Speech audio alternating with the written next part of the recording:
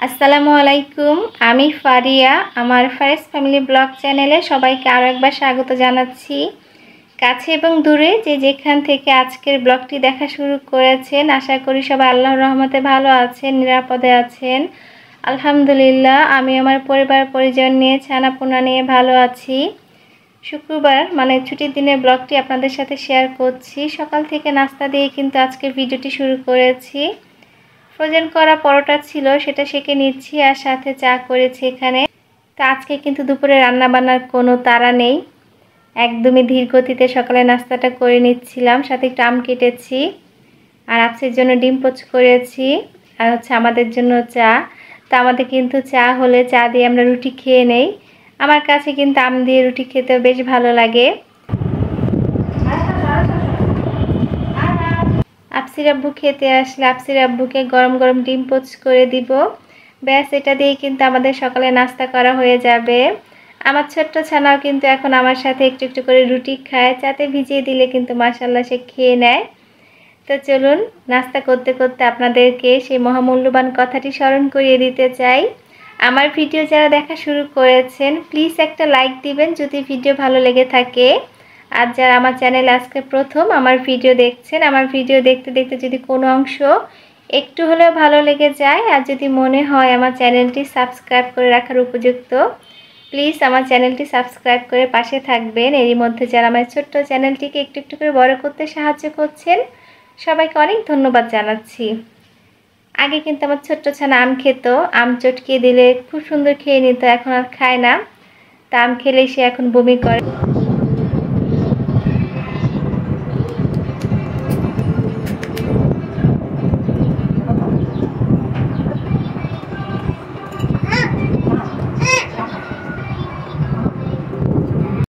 তারপরেও কিন্তু আমি চেষ্টা চালিয়ে যাচ্ছিলাম, একটু আম খাওয়ানোর চেষ্টা করছিলাম, কিন্তু যতবারই আম দেই সে বারবার প্লেটটা সরিয়ে দিচ্ছিল, কোনোভাবে সে খাবে না।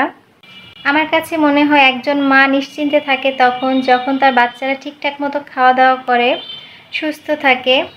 তো আমরা নাস্তা করে এখন কিন্তু সবাই মিলে রেডি হয়ে বেড়াতে যাচ্ছি। অনেক দিন কোথাও যাওয়া হয় না, বেশ কিছুদিন কিন্তু গৃহবন্দী থাকতে থাকতে আমি একদম হাঁপিয়ে উঠেছি। তো আফসির আব্বুকে আগেই বলেছিলাম যে শুক্রবার চলো কোথাও যাই।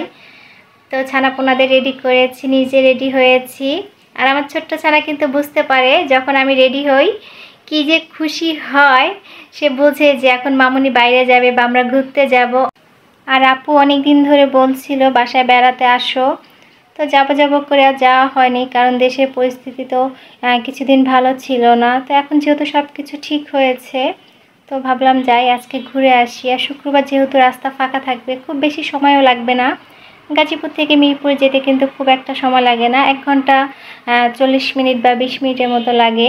তো আমরা কিন্তু যাচ্ছি বেড়াতে অনেক দিন পরে।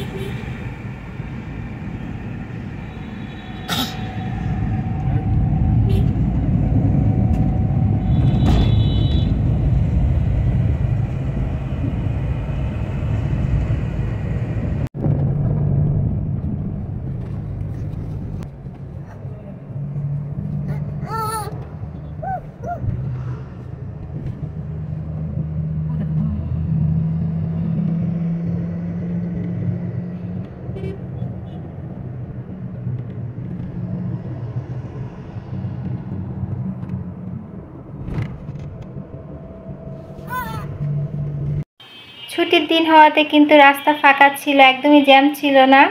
আমরা কিন্তু অনেক তাড়াতাড়ি মিরপুরে চলে এসেছি। তো আসার পর আফসি তো টায়ার্ড, তার ঘুম আসছে। আর অন্যদিকে কিন্তু আমার ছোট্ট ছানাকে পেয়ে প্রথমে কি যে খুশি।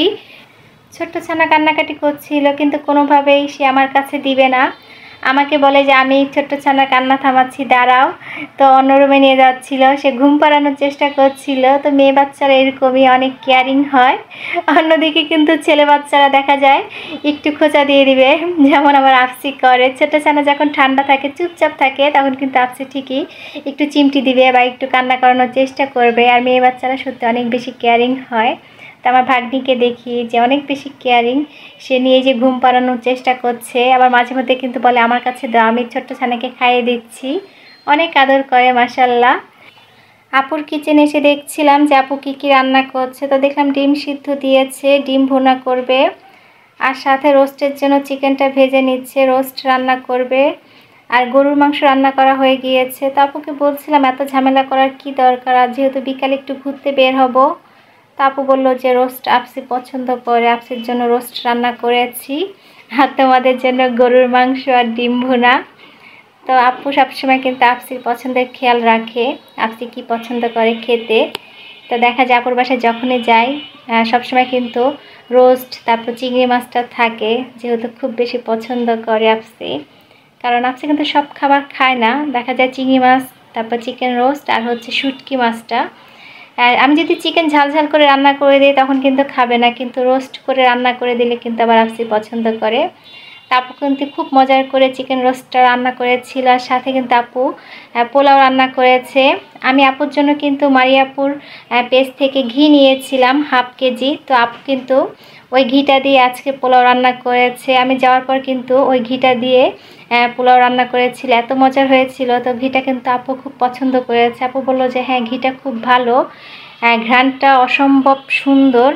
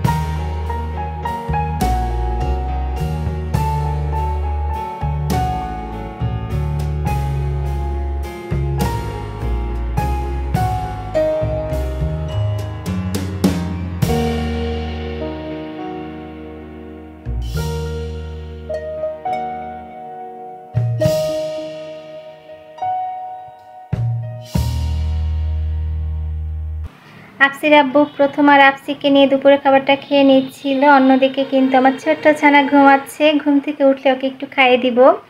তারপরে বিকালে কিন্তু আবার আমরা ঘুরতে যাব। আজকে বিকালে আমরা নাগামরিচের সিঙ্গারা খেতে যাব 300 ফিটে। সেই ভিডিওটা আপনাদের সাথে পরবর্তী ব্লগে শেয়ার করব।